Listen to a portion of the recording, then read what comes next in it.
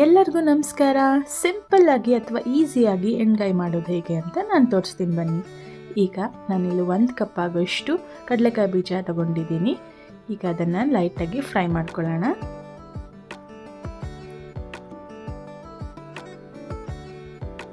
ಹಾಗೆ ಇಲ್ಲಿ 2 ಟೇಬಲ್ ಸ್ಪೂನಷ್ಟು ಬಿಳಿ ಎಳ್ಳು ತೊಗೊಂಡಿದ್ದೀನಿ. ಅದನ್ನು ಕೂಡ ನೀಟಾಗಿ ಫ್ರೈ ಮಾಡಿಕೊಂಡು ಒಂದು ಪ್ಲೇಟ್ಗೆ ಎತ್ತಿಟ್ಕೊಳ್ಳೋಣ.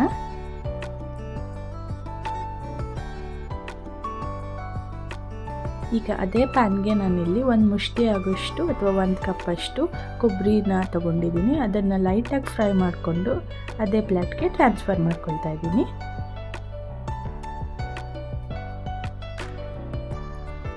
ಈಗ ಈ ಮೂರನ್ನು ಒಂದು ತರಿಯಾಗಿ ಪೌಡರ್ ಮಾಡಿ ಒಂದು ಸೈಡಲ್ಲಿ ಎತ್ತಿಟ್ಕೊಳ್ಳೋಣ.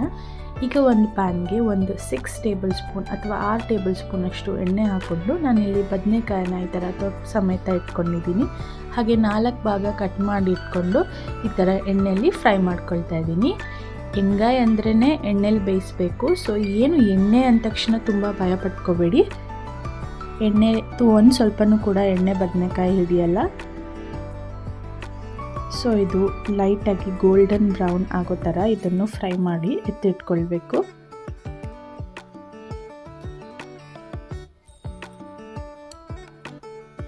ಈಗ ಫ್ರೈ ಆಗಿದೆ. ಇದನ್ನು ಕೂಡ ಒಂದು ಪ್ಲೇಟ್ಗೆ ಎತ್ತಿಟ್ಕೊಳ್ತಾ ಇದ್ದೀನಿ.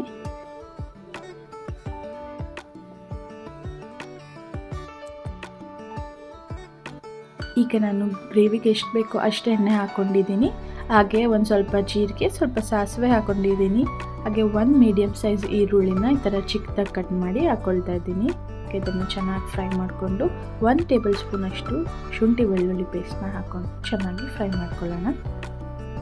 1 ಟೇಬಲ್ ಸ್ಪೂನಷ್ಟು ಚಿಲ್ಲಿ ಪೌಡರ್, ಹಾಗೆ 1 ಟೇಬಲ್ ಸ್ಪೂನಷ್ಟು ಗರಂ ಮಸಾಲ, ಹಾಗೆ ಸ್ವಲ್ಪ ಅರಿಶಿನ ಪುಡಿ ಹಾಕ್ಕೊಂಡು ಇದನ್ನು ಚೆನ್ನಾಗಿ ಫ್ರೈ ಮಾಡ್ಕೊಳ್ತಾ ಇದ್ದೀನಿ.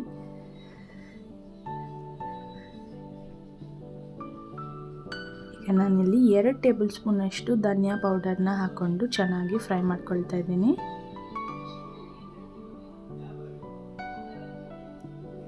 ಈಗ ನಾವು ಪೌಡರ್ ಮಾಡಿ ಇಟ್ಕೊಂಡಿದ್ವಲ್ಲ, ಇದನ್ನು ಇದಕ್ಕೆ ಪೂರ್ತಿಯಾಗಿ ಆ್ಯಡ್ ಮಾಡ್ಕೊಳ್ತಾ ಇದನ್ನು ಚೆನ್ನಾಗಿ ಮಿಕ್ಸ್ ಮಾಡ್ಕೊಳ್ಳೋಣ.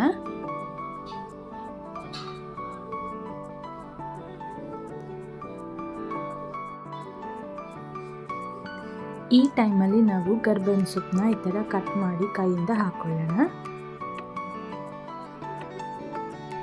ಈಗ ನಾನಿಲ್ಲಿ ಸ್ವಲ್ಪ ಅಂದರೆ ಒಂದು 4 ಟೇಬಲ್ ಸ್ಪೂನಷ್ಟು ಹುಣಸೆಹಣ್ಣು ರಸನ ಹಾಕ್ಕೊಳ್ತಾ ಇದ್ದೀನಿ. ಈಗ ಅದನ್ನು ಚೆನ್ನಾಗಿ ಮಿಕ್ಸ್ ಮಾಡ್ಕೊಳ್ಳೋಣ.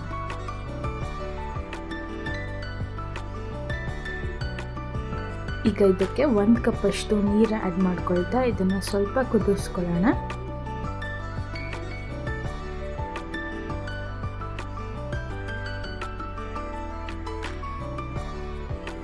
ಈಗ ಇದಕ್ಕೆ ರುಚಿಗೆ ತಕ್ಕಷ್ಟು ಉಪ್ಪು, ಹಾಗೆ ನಾನಿಲ್ಲಿ 1 ಟೇಬಲ್ ಸ್ಪೂನಷ್ಟು ಬೆಲ್ಲದ ಪುಡಿ ಹಾಕ್ಕೊಳ್ತಾ ಇದನ್ನು ಚೆನ್ನಾಗಿ ಮಿಕ್ಸ್ ಮಾಡ್ಕೊಳ್ತಾ ಇದ್ದೀನಿ. ಹಾಗೆ ನಾವು ಈಗ ಬದನೆಕಾಯಿನ ಹಾಕ್ಕೊಳ್ಳೋಣ. ನಾವು ಎಣ್ಣೆಲಿ ಫ್ರೈ ಮಾಡಿ ಇಟ್ಕೊಂಡಿದ್ವಲ್ಲ ಅದನ್ನು ಇದಕ್ಕೆ ಹಾಕ್ಕೊಳ್ಳೋಣ. ಈಗ ಇದನ್ನು ಚೆನ್ನಾಗಿ ಮಿಕ್ಸ್ ಮಾಡ್ಕೊಳ್ಳೋಣ. ಈಗ ಇದನ್ನು ಕೂಡ 5 ನಿಮಿಷಗಳ ಕಾಲ ಮುಚ್ಚಿ ಬೇಯಿಸ್ಕೊಂಡ್ರೆ ಎಣ್ಗಾಯಿ ಬದನೆಕಾಯಿ ರೆಡಿ ಆಗಿಬಿಡುತ್ತೆ. ಇದನ್ನು ಚಪಾತಿ ಹಾಗೆ ಅಕ್ಕಿ ರೊಟ್ಟಿ ಜೊತೆಗೆ ತಿಂದರೆ ಒಳ್ಳೆ ಕಾಂಬಿನೇಷನ್ ಅಂದ್ಕೊಳ್ಳಿ. ನೀವು ಕೂಡ ಟ್ರೈ ಮಾಡಿ. ಹಾಗೆ ನಮಗೆ ಹೇಗೆ ಬಂತು ಅಂತ ಕಮೆಂಟ್ ಮೂಲಕ ತಿಳಿಸಿ.